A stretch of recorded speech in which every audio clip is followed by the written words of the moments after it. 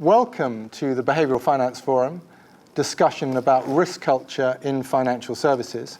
Now, very lucky to have with me Professor Power from the London School of Economics, who's written a very interesting report, and Mary O'Connor from Willis Group, who's head of financial institutions there, and also Amelia Stubbs from Korn Ferry. So, first question to you, Professor. Can you tell me why you wrote the report in the first place?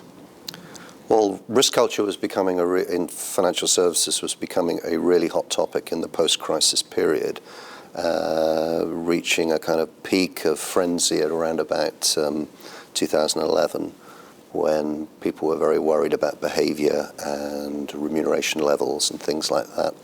And we were approached by the strategy board of the government to do a project to investigate what risk culture was, what tools were available to improve risk culture, and that kind of thing. We were given a carte blanche, and we had some public funding, and we managed to raise some money from various private sector sources. So it was a kind of consortium approach. And duly armed with tape recorders and notebooks, we set off into the city, activated various contacts in insurers and banks, and started asking some questions.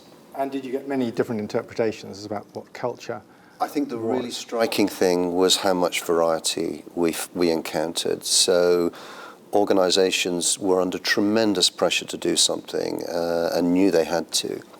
But there were many interpretations of what that involved. So on the one hand, some interpreted it as just simply fixing the performance management system and making sure that senior executives were incentivized to comply with regulations and internal rules, etc. So it was a kind of add-on to the performance management system, all the way through to the SALTS review type of example, where there was an attempt to re-engineer the kind of ethical culture of the whole organization, rediscover and reconnect with clients and that kind of thing. And we found a huge variety in between that.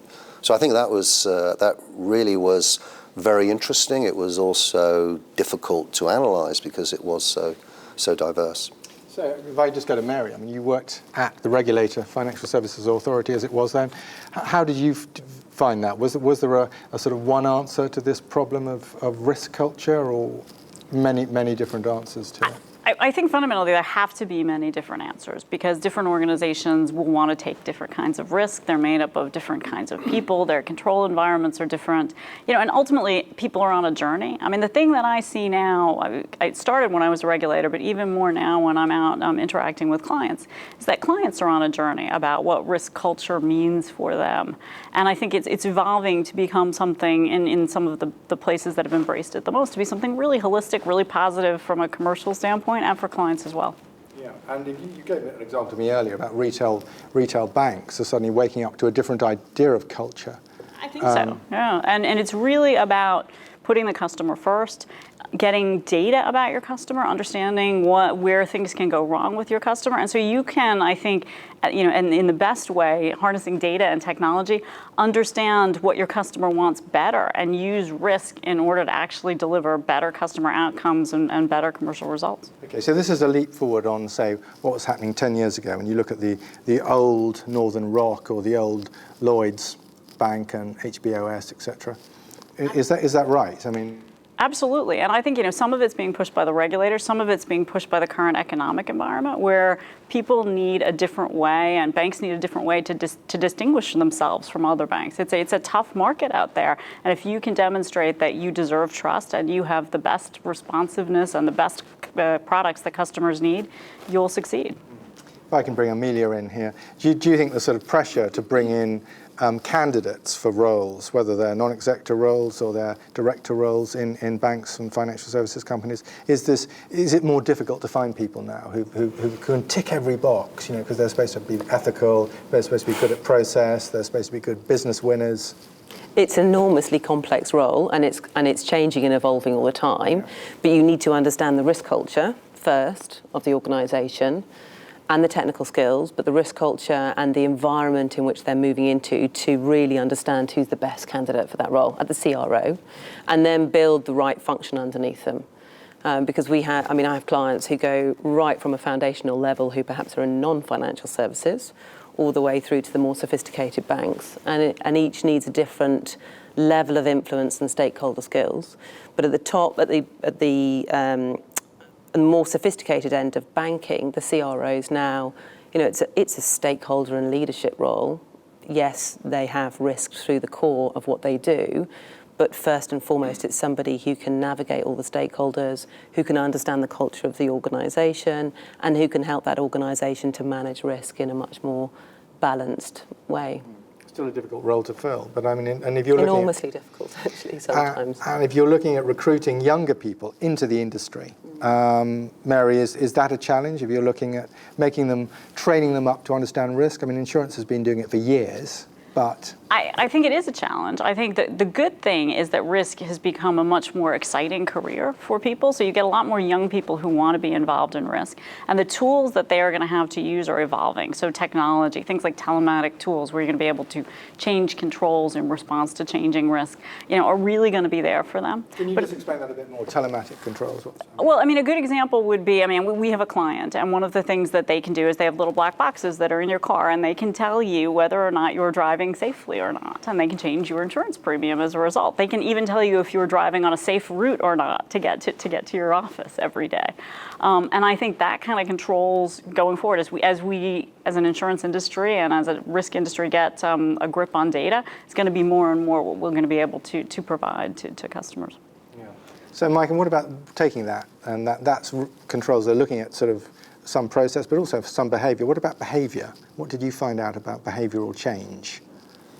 Because this is a big phrase that's used now. Yeah, one dimension of that was right at the centre of our analysis was the status of the risk function in the organisation, which involved the way that trading functions behaved towards risk management type issues and how risk was perceived, and indeed how many times risk was consulted as an advisory partner rather than regarded as someone who checks up on you. So we put the status issue and the capability of chief risk officers and their staff to be credible with frontline business as a really central issue in the risk culture of the organisation. And I can see that's also about language, isn't it? Because you can have risk teams who are just talking regulators' language, but you need them to be able to talking the same language across many different groups.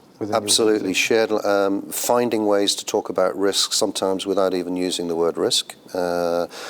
Shared information sets, so data becomes very, very important, so that you don't have a kind of risk infrastructure that is sort of semi-disconnected from the rest of the organisation, but shares key kind of feeds and so on. So I think, although that's all very technical, it has cultural implications. Amelia, do you find that too? Do you find when you're trying to fill chief risk officer roles in, say, trading companies, that they need to have come from trading companies originally? Definitely. They need to understand the business and be credible with that business. And the mature environments, the mature risk culture environments, will choose candidates who will give them a robust challenge that they know is done thinking about the totality of the organisation rather than the individual point. And just picking up on what you were saying about communication, I think the communication is a major theme for risk officers, whether they're communicating with their team or attracting people into their organisation. They need to be able to communicate that vision. Equally, they need to be able to play in the communication of a board meeting and be able to simplify complexity to non-risk individuals, whether they're in the business, the board, or the exco. So it's a major emerging theme, I think. It's a huge jump forward, isn't it? 2007 and 8. It's a definite evolution, yes. Then there's all sorts of extra pressures going on and people panicking, but now things have moved on. But as when you went from, Mary, from Financial Services Authority to Willis Group, how did you use communication? Because that's a very interesting change in role. I think the biggest thing, as Amanda was saying, is to really understand what the business is in the business of doing. And for us, it's around customers, and so it's understanding the challenges that the business faces in serving its customers and trying to be supportive of that, to be a real business partner and advisor as much, at least in my philosophy, as much as someone who is also stepping back from an ivory tower perspective. So I think it's really important when you talk to the business to appreciate what they're going through. and that they are, fundamentally trying to do the right thing. And your job is to support them in doing that. Sure. So typically that would be, you'd be working with international banks and insurers, advising them on what aspects of... So we will do everything from understanding what their risks are and what their risk challenges are to how they can create a holistic response around that. So, the challenge, I think, going forward for CROs in developing culture is bringing together the various strands of their business that might not always have the same information or interact together naturally. So talent would be one side. How do you make sure that you have the right people and they're rewarded the right way? How do you make sure that you understand what the changes and the risks are happening and that you have a way of communicating that across the piece? Because in big organizations, no one person will have all of that information. And there's microcultures, like you were saying. Some businesses are going to be more risk averse or less risk averse, and you need a way for them to talk to each other. So it's a hugely complicated role, isn't it? Exactly. Really, in fact. And did you find in the research that you did that insurance companies were further on about managing risks than others? They had not had the experiences that the banks had had, and so it was a mixed picture. I mean, we found some charismatic individuals actually in sort of key positions, not necessarily very senior, but they seemed to play a kind of key role, gluing role, the different bits of the organisation. And it seemed to me those were very important cultural actors. And you don't need everyone to be like that, but you need a handful of them. And I think organisations that go for kind of total global sort of cultural change are probably going to fail. But if you handpick a few lieutenants, as it were, I think, that's what we observed. They were very, very effective networkers in their organisations. So we found that very, very interesting to come into contact with those people. And Amelia, fascinating. How do you hire people to sit well across different cultures? Is it impossible to do that? I think, you can hire an individual to change a culture or to be the driver of a change in risk culture, but unless they have key lieutenants around the business who will support them and a tone from the top, but also people within the fabric of the organisation, then their ability to influence will only go so far. So in the same way that a risk officer would go in and put in risk champions in different business lines, I think you see that in culture change programs. You put your culture champions in across the business, and they to get together, you knit the fabric together on the culture piece. So I'm also trying to get at what about across different national cultures? Because there are lots of businesses around, whether it's a Morgan Stanley or it's a Willis Group, whoever, who are working in very different. In India, they're working in America. A lot of our work, of our works would be multidisciplinary and also multinational, and you would look for the richness of that experience in someone's career background. Right. Yeah. And Mike, did that come out in your research at all, looking at different sort of national attitudes to risk? Well, we weren't able to sort of calibrate national differences, but actually within an organisation, we found lots of subcultures. And I think that's commonly known, that there isn't a single story to tell about a bank or an insurer. So our favourite question to senior executives was, what part of your organisation do you think is the least amenable to control? And got some very interesting answers to that question. It's quite interesting.